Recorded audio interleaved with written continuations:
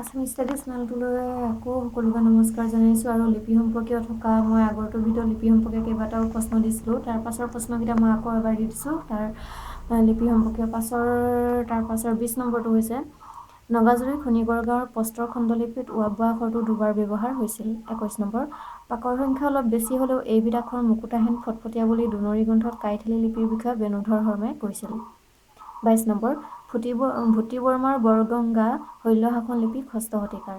23 number ডুবি অনুশাসন আৰু নিধনপুৰ লিপি হৈছে খ্ৰীষ্টীয় সপ্তম শতিকাৰ দুখন শিলালিপি 24 নম্বৰ মহাৰাজ ধীৰাজ শ্ৰী সুৰেন্দ্ৰ বৰ্মন কীৰ্তম ভগৱত বলভদ্ৰ স্বামীনাই ইধম গুহম এয়া হৈছে উমাচল শিলালিপিৰ অন্তৰ্গত আৰু ইয়াৰ এই ফাঁকিৰ অসমীয়া অনুবাদ হ'ল ভগৱান বলভদ্ৰৰ নামত উৎসৰ্গিত এই গুহা বা মন্দিৰ মহাৰাজ ধীৰাজ শ্ৰী সুৰেন্দ্ৰ বৰ্মনে নিৰ্মাণ কৰাইছিল 25 নম্বৰ অশোকৰ শিলালিপিত ব্ৰাহ্মী লিপি ব্যৱহাৰ কৰা হৈছিল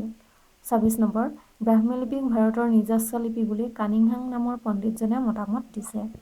27 নম্বৰ কুশল লিপি কনিষ্ক সুবিষ্ক আদি ৰজাৰ শিলালিপি আৰু মোহৰ লিপিত দেখা পোৱা গৈছিল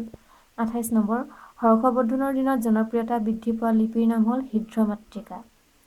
29 নম্বৰ হৰ্ষবৰ্ধনৰ পিছত প্ৰতিষ্ঠা লাভ কৰা লিপি তিনিটা হ'ল সাৰদা শ্ৰীহৰ্ষ আৰু কুটিল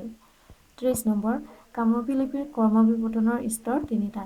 31 নম্বৰ হেমচন্দ্ৰ গোস্বামী অসমীয়া আখৰৰ তিনিটা লিখন ভংগীক বামুণীয়া গড়গঞা আৰু কাইথেলী বা লগ কৰি আখ্যা দিছে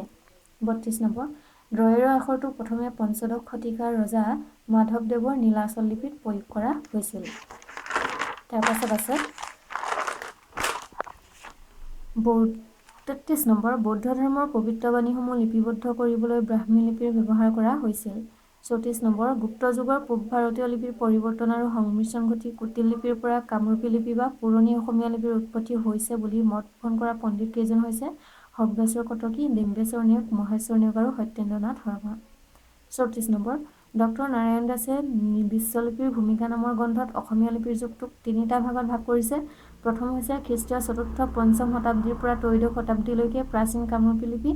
দ্বিতীয় খ্ৰীষ্টীয় ত্ৰয়োদশ শতাব্দীৰ পৰা ঊনবিংশ শতাব্দীলৈকে পুৰণি অসমীয়া লিপি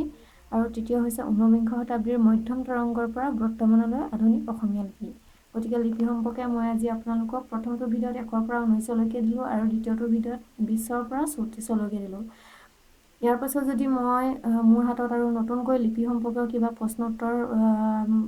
মই পাওঁ বা মই বেলেগ কিতাপ অধ্যয়ন কৰি যদি লিপি সম্পৰ্কে কিবা আকৌ নতুন কথা জানিব পাৰোঁ তেতিয়াহ'লে আপোনালোকক মই আকৌ ইয়াৰ বেলেগ এটা ভিডিঅ'ত মই দিবলৈ চেষ্টা কৰিম গতিকে যদি ভিডিঅ'টো ভাল পায় তেতিয়াহ'লে লাইক কৰিব শ্বেয়াৰ কৰিব আৰু ছাবস্ক্ৰাইব কৰিব নাপাহৰিব ধন্যবাদ